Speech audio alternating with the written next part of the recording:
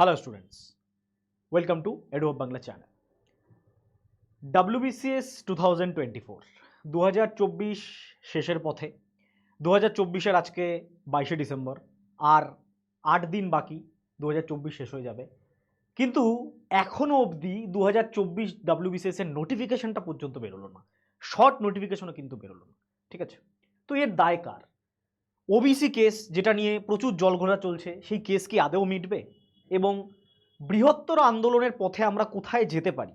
প্রত্যেক বছর এরকম অসংলগ্নভাবে WBCS পরীক্ষা নেওয়া হচ্ছে, কোনো টাইম লাইন নেই, কোনো কিচ্ছু নেই।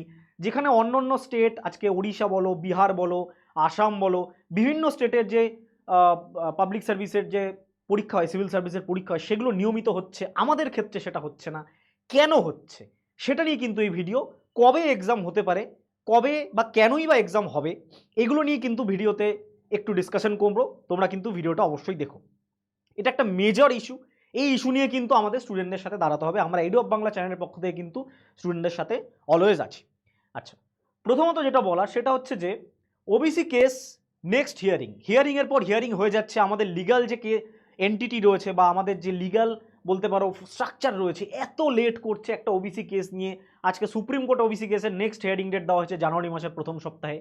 সো সেই হিয়ারিংয়ে কী হবে তার উপর কিন্তু নির্ভর করছে আমাদের WBPSC নোটিফিকেশান বার করবে কি করবে না। অলরেডি WBPSCর তরফ থেকে বলা হয়েছে ওবিসি কেস না মেটা পর্যন্ত নোটিফিকেশান বেরোনোর চান্সেস খুব কম। ওবিসি কেস না মেটা পর্যন্ত নোটিফিকেশান বেরোনোর চান্সেস খুব কম। তাহলে এরকম মানে এই যে স্টুডেন্টদের সাথে যে ব্যবহার করা হচ্ছে, আজকে ওয়েস্ট বেঙ্গলে কিছু কম করে হলেও, একদম কম করে হলেও 2 থেকে 3 লক্ষ স্টুডেন্ট আছে যারা WBCS এর প্রিপারেশন নেয়।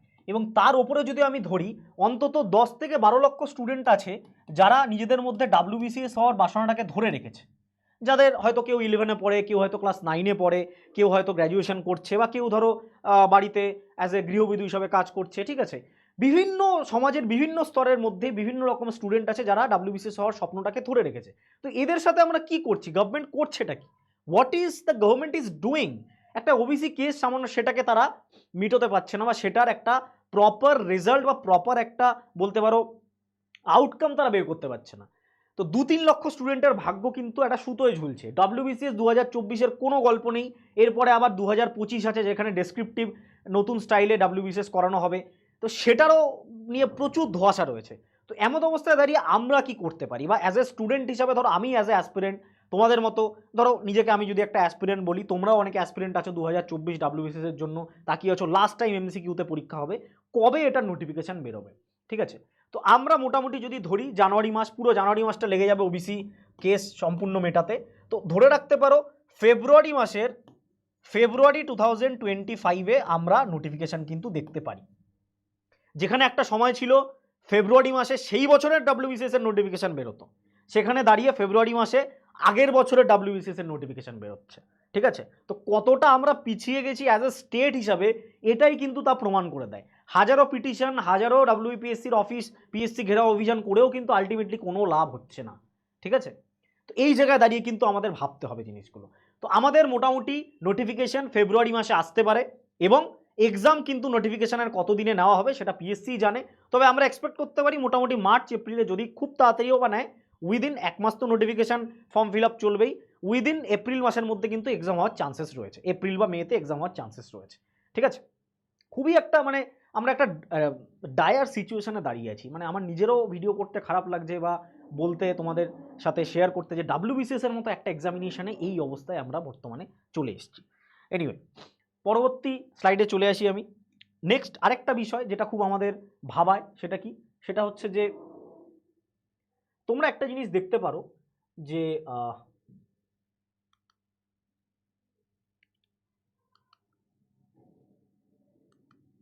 ভ্যাকেন্সি বা একটা চেয়ার, এতগুলো চেয়ারের মধ্যে একটা মাত্র চেয়ার, ভ্যাকেন্সি বা এতগুলো চেয়ারের মাঝে একটা মাত্র চেয়ার তোমার চাই।